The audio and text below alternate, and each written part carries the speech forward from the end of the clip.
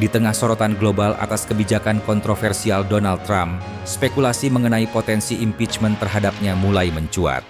Meski prosedur impeachment di Amerika Serikat memerlukan dukungan mayoritas di DPR dan persetujuan 2/3 Senat, sebuah proses yang secara politis kompleks, kebijakan Trump yang dianggap melampaui kewenangan eksekutif memicu perdebatan konstitusional.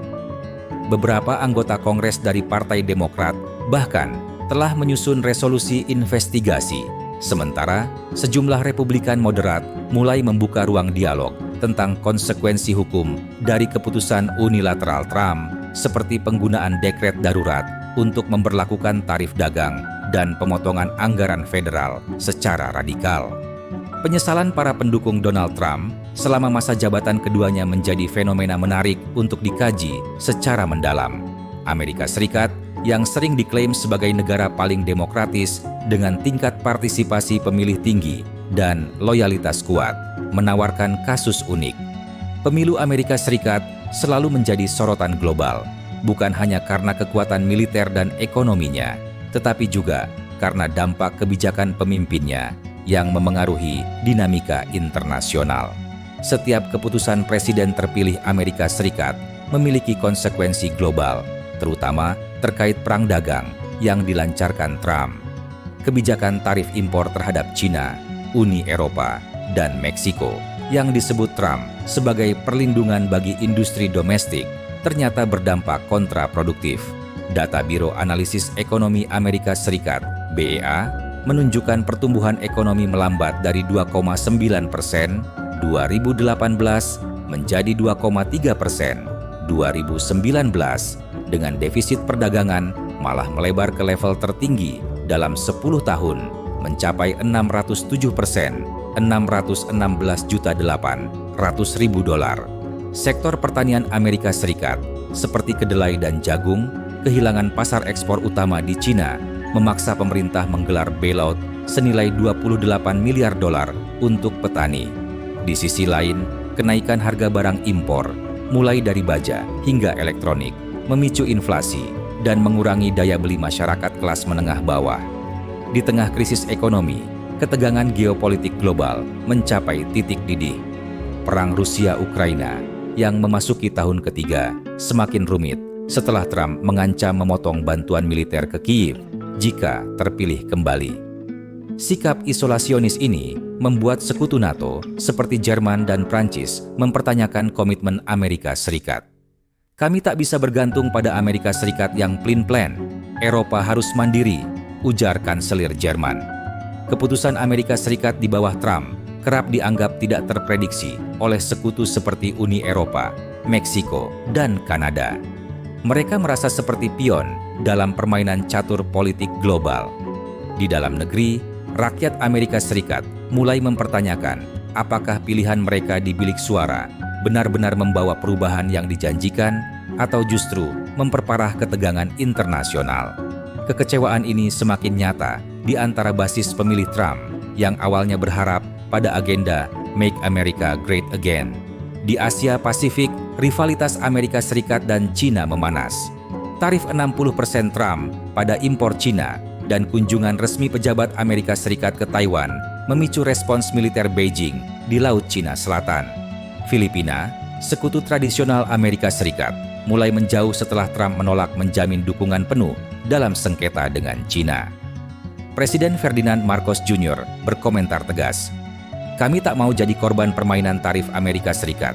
Sementara itu, China memperkuat aliansi dengan Rusia dan negara Global South melalui BRICS Plus yang kini beranggotakan 45 negara, termasuk Iran dan Argentina. Di Timur Tengah, konflik Israel-Hamas yang meledak kembali pada 2023 semakin dipolitisasi. Dukungan Trump pada ekspansi permukiman Israel di tepi barat memicu protes di dunia Arab. Iran yang merasa mendapat angin memperkuat proksi seperti Hizbullah di Lebanon dan Houthi di Yaman, memicu krisis di Selat Hormuz yang mengancam 30% pasokan minyak global. Di dalam negeri, banyak pendukung Trump mulai merasakan kekecewaan akibat kebijakan ekonominya yang kontraproduktif. Kenaikan tarif impor dan pemutusan hubungan kerja massal bertolak belakang dengan janji kampanye. Seorang pendukung mengeluh, mau membuat Amerika hebat, tapi dompet kami malah kempes. Janji Trump kerap diibaratkan seperti diskon online. Menarik di awal, tetapi penuh biaya tambahan yang menyakitkan. Padahal, pemilih berharap ia akan memberantas korupsi, mengurangi pemborosan, dan mengamankan lapangan kerja. Kekecewaan semakin dalam ketika Trump menjauh dari proyek 2025, rencana reformasi pemerintah yang dijanjikan. Jennifer Pigot, pendukung setia Trump yang kehilangan pekerjaan di Departemen Keuangan, mengkritik, "Kami tidak menyangka kebijakan ini justru menghancurkan hidup kami."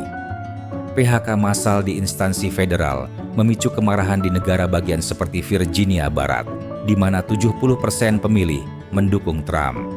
Sementara itu, industri manufaktur yang dijanjikan Trump akan kembali ke Amerika Serikat justru stagnan. Perusahaan seperti General Motors dan Harley Davidson malah memindahkan produksi ke luar negeri untuk menghindari biaya tarif yang tinggi. Protes meluas ke level akar rumput. Gerakan 50-51, 50 protes di 50 negara bagian dalam satu hari muncul sebagai bentuk perlawanan terhadap kebijakan Trump yang dianggap anti-demokrasi.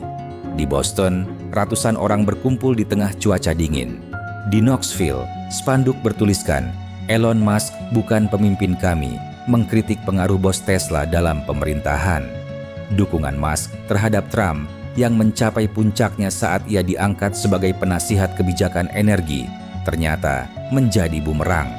Tesla, perusahaan mobil listrik yang dulu dipuja sebagai simbol inovasi hijau, bangkrut pada kuartal pertama 2025.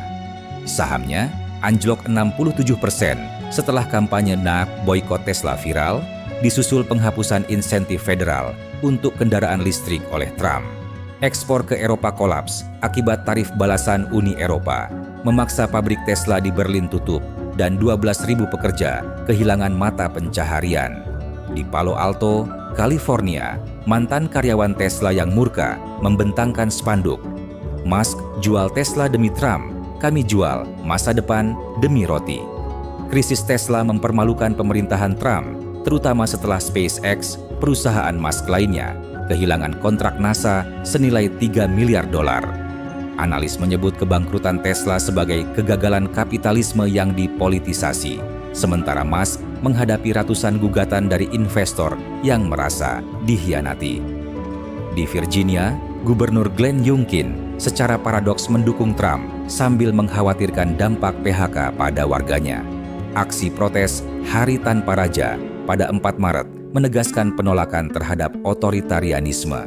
Gerakan ini menunjukkan kebangkitan kelas pekerja Amerika Serikat yang menentang populisme Trump, baik untuk tatanan domestik maupun global. Populisme ala Trump dinilai membahayakan demokrasi melalui retorika nasionalis dan kebijakan diskriminatif. Tarif dagang agresif, pelarangan imigran, dan pembatasan hak sipil mengaburkan batas antara demokrasi dan otoritarianisme. Kekhawatiran atas kekuasaan eksekutif yang tak terkendali memuncak saat oposisi akar rumput bertanya, mengapa elit politik diam? Mengapa tidak ada upaya impeachment yang serius? Dunia memantau respons rakyat Amerika Serikat. Akankah mereka melawan populisme Trump atau justru membiarkan presidennya merusak tatanan global? Di tengah ketidakpastian ini, masa depan Amerika Serikat dan pengaruhnya pada dunia tergantung pada keberanian warganya mempertahankan nilai-nilai demokrasi. Sementara itu, warisan perang dagang Trump masih terasa. Ekonomi Amerika Serikat terperangkap dalam siklus inflasi, defisit perdagangan kronis, dan ketergantungan pada kebijakan proteksionisme yang justru mengisolasi negara dari kemitraan global. Bagaimana pendapat Anda? Tulis di kolom komentar.